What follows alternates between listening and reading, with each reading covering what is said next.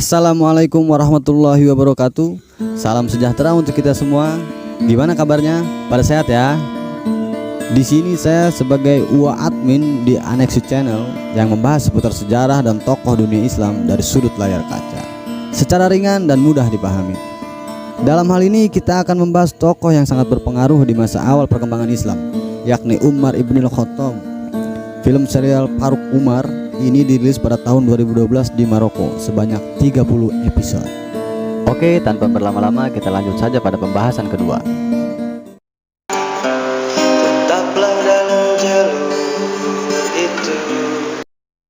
Di episode kedua ini dimulai dari kehadiran sosok Abu Bakar As-Siddiq, kita sebut Abu Bakar, yang sudah mulai tidak lagi berkumpul bersama petinggi kaum Quraisy di Darun Nadwah.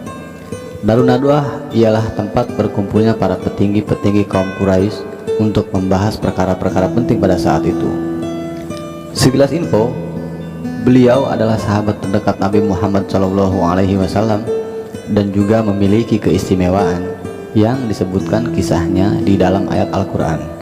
Nah, nanti kita bahas kisahnya di video lainnya, Wak.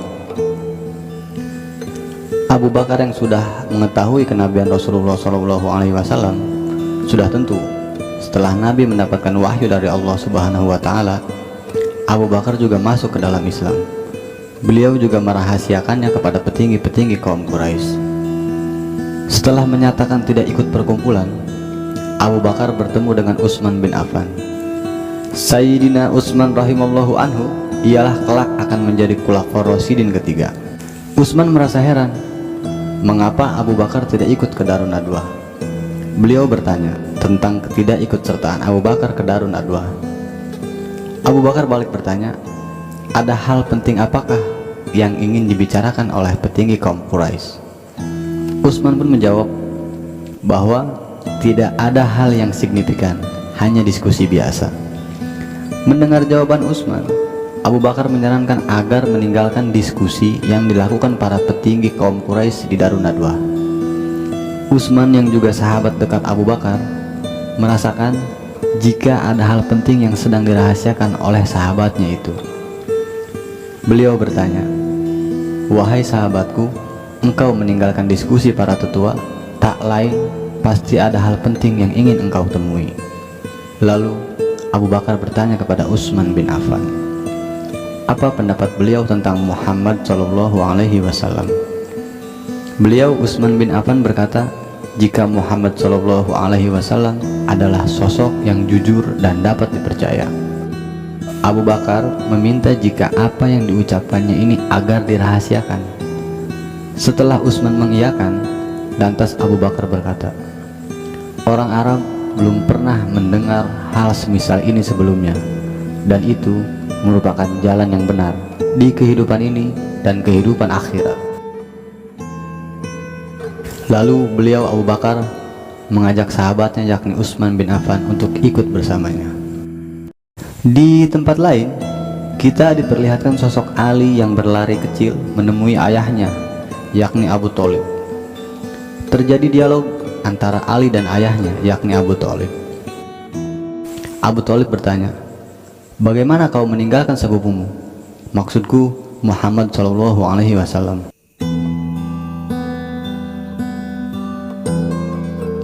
Ali menjawab, beliau baik dengan rahmat Tuhannya. Abu Thalib kembali bertanya, siapa Tuhannya? Aku melihatmu tadi dengan dia di jalan pegunungan. Ayah melihatnya? Apa yang kalian lakukan? Kau bersujud, kemudian berdiri, dan itu bukanlah sujud yang dilakukan di dekat berhala. Maka aku belum pernah melihat dia atau engkau bersujud kepada berhala kita. Lantas Ali menjawab, yang kau lihat adalah sholat wahai ayahku, di mana Tuhan memerintahkan melalui nabinya. Masih terheran, Abu Thalib bertanya kembali, Nabi, maksudmu? Keponakanmu Muhammad SAW. Beliau adalah nabi dan wahyu yang diberikan ke dia adalah dari langit. Itu adalah Al-Quran, perkataan Tuhan. Aku mengikuti agama Islam. Lalu Abu Thalib berkata, Nabi, wahyu, Quran, Islam. Kau telah bicara banyak anakku. Duduk dan katakan agama yang kau sebutkan ini dan apa artinya. Setelah Ali menceritakan apa yang ditanyakan oleh ayahnya, lalu ayahnya berkata, anakku, dia menunjukkan kepada kita kebenaran. Jadi tetaplah bersamanya dan jangan beritahu siapapun tentang kalian berdua sampai Allah berkehendak diungkapkan.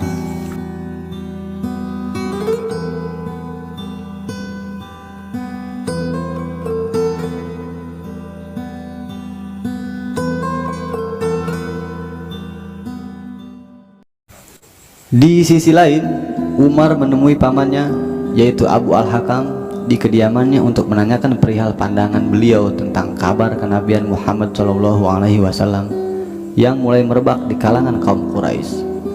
Jadi Abu Al-Hakam ini nama aslinya Amir bin Hisham. Ia adalah pemimpinnya kaum Quraisy pada zaman itu. Mendengar pertanyaan dari Umar tersebut, Abu Al-Hakam menjawab bahwa ia akan bersikeras untuk menolak, bahkan sebelum mendengar ajarannya.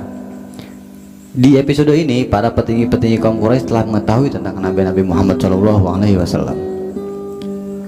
Memasuki 3 tahun fase kenabian, sedikit dibuka munculnya Abu Sufyan dan konco-konconya yang menemukan Sa'ad bin Abi Waqqas beserta para sahabat lainnya sedang beribadah sholat di perbukitan yang jauh dari berhala-berhala kaum Quraisy.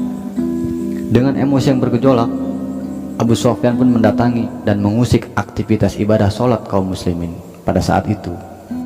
Dengan tenang dan tegas, Sa'ad berkata kepada Abu Sufyan, kami sudah mencoba semampunya supaya tidak terlihat yang tidak disenangi olehnya. Untuk itulah kami memilih tempat ini untuk sholat sebagai tanda ketaatan kepada perintah Rasulullah. Namun Allah berkehendak agar kau melihat kami. Di skin berikutnya, kita diperlihatkan oleh sosok Ammar bin Yasir. Ia merupakan hamba sahaya yang juga termasuk dalam golongan as-sabiqunal awalun, atau golongan pertama yang memasuki Islam. Setelah pertikaian di bukit tersebut, Ammar pun kembali ke kediamannya dengan wajah yang penuh luka.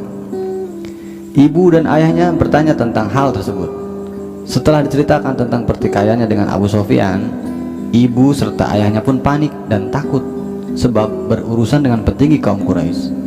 Mereka berpandangan tidak sepatutnya hamba sahaya seperti kita bersama dengan para petinggi, apalagi hingga bertikai karena kita dan mereka berbeda kasta. Lantas Ammar mencoba menjelaskan kepada kedua orang tuanya jika derajat manusia sama di sisi Tuhannya. Ammar pun membacakan salah satu wahyu dari Al-Quran.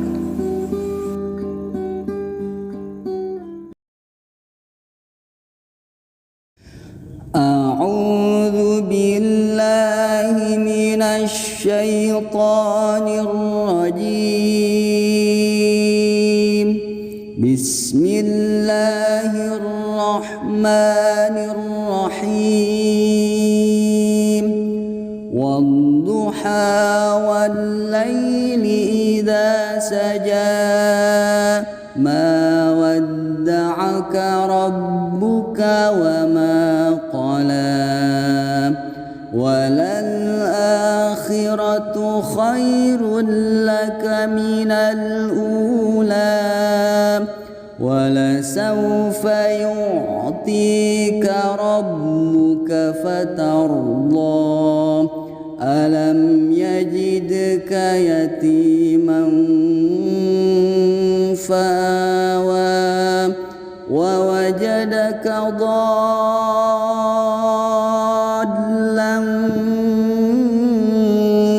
fahada wa wajadaka 'ailan fa'aghna fa'ammal yatima fala taqhar wa ammas sa'ila fala tanhar wa amma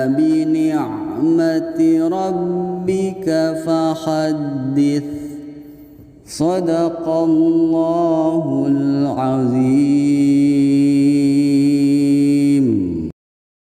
Setelah mendengar lantunan ayat Al-Quran tersebut, ayah Ammar pun takjub dan berkata, "Ini bukanlah perkataan manusia." Ibunda Ammar yang bernama Sumayyah binti Khalaf, yang juga mendengar lantunan ayat dari anaknya, langsung ingin memeluk agama Islam dan mempercayai jika Muhammad SAW adalah Rasulullah. Bismillahirrahmanirrahim. Wa anzir ashiratakal aqrabin